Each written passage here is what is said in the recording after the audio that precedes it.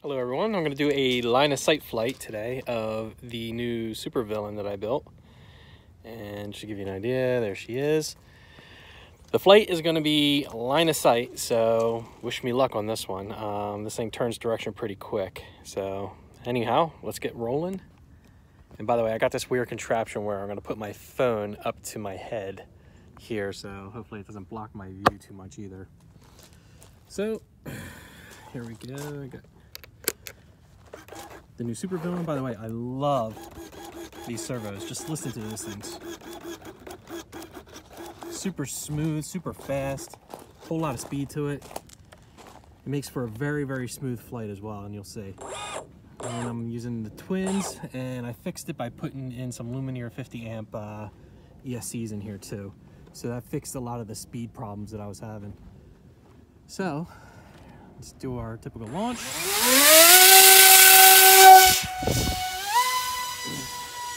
It sounds a lot better too now. It sounds a lot like my Bivern.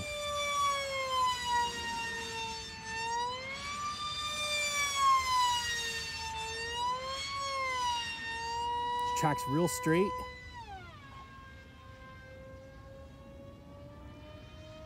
And she rips.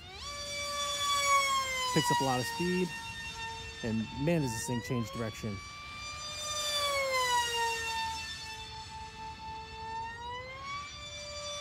And the funny thing too is, and I think it's a lot to do with the servos, it feels really connected. And I've noticed before on like some cheaper servos, like let's say if you press right aileron, it tends to just kind of keep rolling in that direction a little bit until you kind of stop it, and you're constantly ping-ponging. But with these guys, it's locked in. When you stop, it stops, and it feels like a lot more of a connection to your fingertips. And it really does make a difference in how you fly.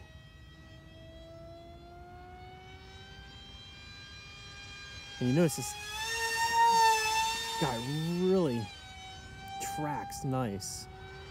Super straight.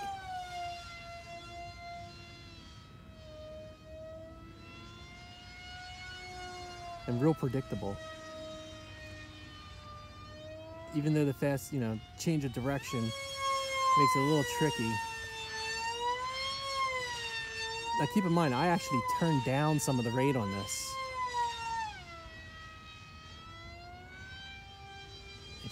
It's weird. It's like, it just digs in.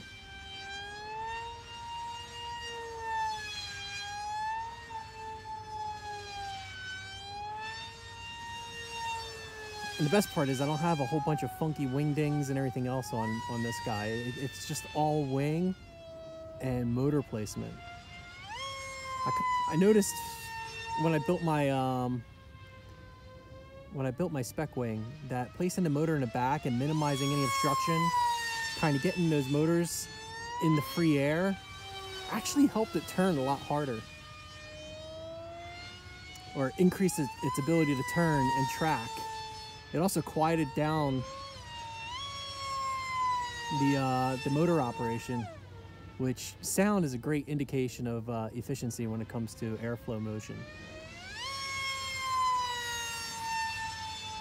The other thing I noticed is that it picks up speed a lot quicker, and its top end speed picked up as well. Just overall a lot more efficiency all around. See if I can get it in here nice and close.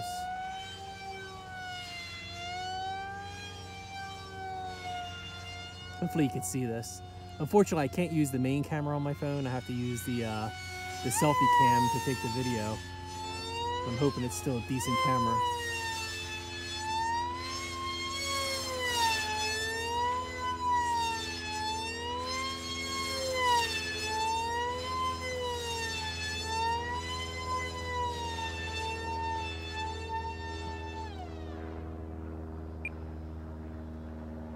The other good thing too is the glide slope on this is pretty good, and it's not exactly the lightest wing in the world. It's coming in at 1275 grams or 1,275 grams. So it's not the lightest wing in the world.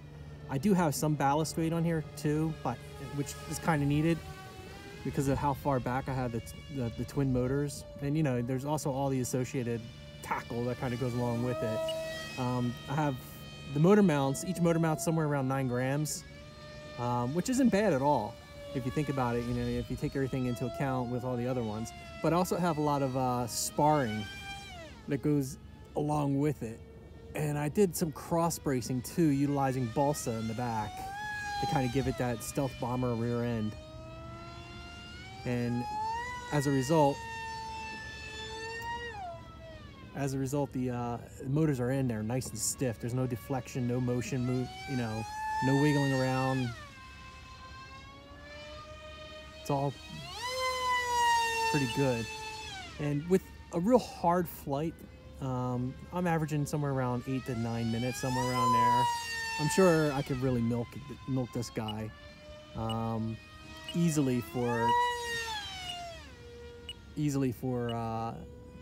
15-20 minutes if I really wanted to. In fact, with my Wyvern, I did a competition with Ty Darby one time to see who could stay up the longest, and I think we came in like right just shy of a half hour worth of flying time straight, just beating out his twin 60. But I just can't get over how the sucker tracks, how fantastic the reaction is, and how it feels like it's directly connected to my thumb, and it's totally predictable. It's just crazy.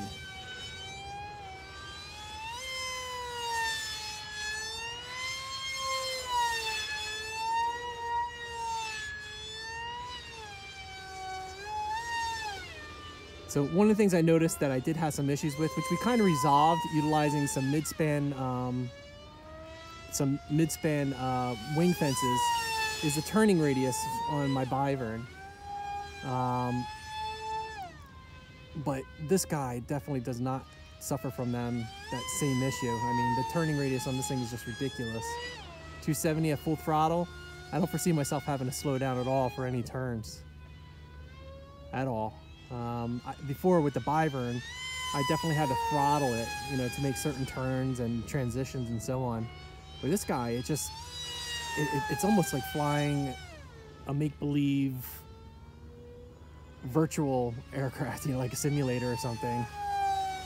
A shitty one, though, because it just does too much of what you ask it to do. And it's like flying with no wind. I was flying it yesterday in the pretty gusty wind, and it's still tracked absolutely straight. The most that I get out of this thing is just a little bit of wing waggle when I'm getting really, really, really onto the edge of it, of its handling. But it doesn't stall. I pulled it all the way up, and it just really doesn't have any kind of bad stall tendencies. It just it wouldn't drop a wing, you know, and roll over and do the death spiral. All it did was just kind of like sit there and waggle. It's really cool. So anyway, this is the super villain that I made out of a TBRC villain.